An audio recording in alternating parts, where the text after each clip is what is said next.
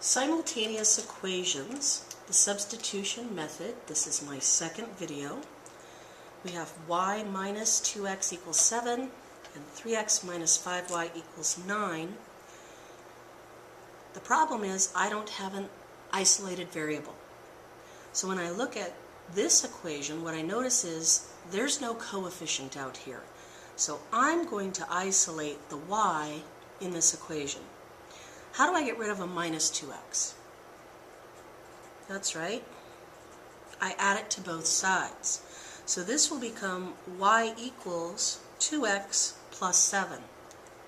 Now what I can do is take the 2x plus 7 and I'm going to put it in the 2x plus 7 for the y in this equation. That means that the 3x plus 5 and the equals 9 remains the same, but I'm going to replace the y with the parenthetical expression 2x plus 7. Well, I need to distribute the 5 through that parenthetical expression, but when I do that, the 3x is going to come straight down, the equals 9 is going to come straight down. That won't change. Positive 5 multiplied by 2x is a positive 10x. Positive 5 multiplied by a positive 7 is a positive 35. Okay? So again, the 3x remain the same, the equals 9 remains the same. Now what I need to do is collect my like terms. Both of these are x terms. 3x plus 10x is 13x. Bring down the plus 35 is equal to 9. How do I get rid of a plus 35? That's right, I subtract it. So now 13x is equal to negative 26. That's right.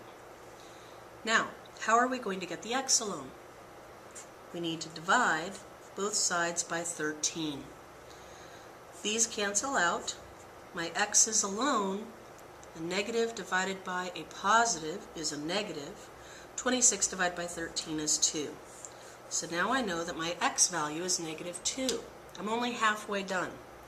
I need to take this negative 2 value and I need to decide, is it going to be easier to plug into the top equation or the bottom equation? Now I don't know about you, I kind of like the fact that I rearranged this one in this form, so I think I'm actually going to plug the negative 2 right in there. So my y equals 2 and the plus 7 will remain the same, but I need to replace the x with a negative 2. So now let's just simplify. Y is now equal to negative 4 plus 7, so therefore y is equal to 3. Not quite finished. The last thing I need to do is take my answer and write it as a coordinate pair. I'm going to take the negative 2 for the x that I found, and then the 3 for the y, because remember, coordinate pairs are always x, y. So I have the coordinate pair negative 2, 3. That means if we were to graph these two lines, that would be their point of intersection. Let's solve this set of equations by using the substitution method. That means I need to isolate a variable. I have the equation y plus 2x equals 13, 4x plus 3y equals 27. Do you see a variable that would be easy to isolate? That's right. This y term would be very easy to isolate. How do I get rid of a positive 2x? I subtract it from both sides. So y is now equal to negative 2x plus 13. Now that I've isolated my variable, what I can do is take this section, the negative 2x plus 13, and I'm going to plug it in for y in the other equation. That means that my 4x plus 3 and the equals 27 all stay the same, but I'm going to replace the y value with the parenthetical expression negative 2x plus 13. Now what I need to do is the arithmetic. Let's distribute the 3 through here. When I do that, remember that the 4x will remain the same, and the equals 27 will remain the same. I'm not changing those yet.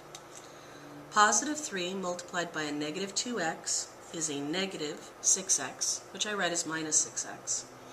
Positive 3 multiplied by positive 13 is positive 39. Now I'm ready to collect my like terms. 4x minus 6x is negative 2x. Bring down the plus 39 and equals 27. Now I have a nice two-step equation. Who should we get rid of next? That's right, I should subtract 39 from both sides. Bring down the negative 2x. These cancel out. I have $27 in my pocket. I owe somebody $39. After I pay them, I'm still going to owe them $12. So that's negative 12. Now I need to divide both sides by negative 2, and x will be equal to positive 6. I've only found half of my answer though. Remember, now I need to take this value and I need to decide which of these equations is it going to be easiest to plug that into.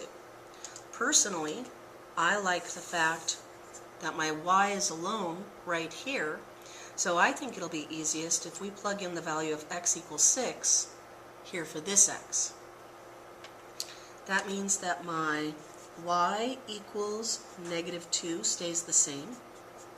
My plus 13 stays the same, but I'm going to replace that x with the positive 6. So now I just need to do the arithmetic. This will give me y equals negative 12 plus 13, which will give me y equals 1. The very last thing I need to do is take these two values and write them as a coordinate pair. Remember, it always goes x, y. So the coordinate pair where these lines would intersect is 6, 1.